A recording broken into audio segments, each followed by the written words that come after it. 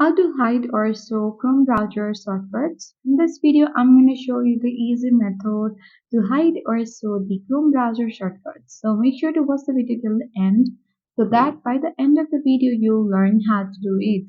Now, without any further ado, let's dive into the video.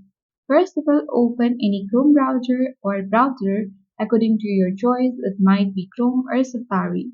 Right now, I'm opening the Chrome browser on my PC.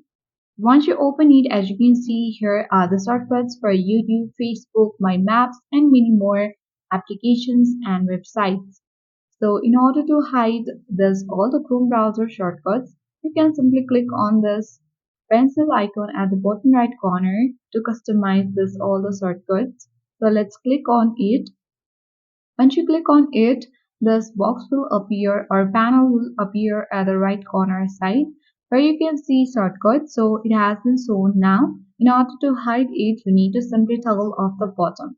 Once you toggle off the button, as you can see that all the shortcuts of Chrome browser has been hidden. If you want to show it, you can simply toggle it on in this way, or if you want to hide it, you can simply toggle it off.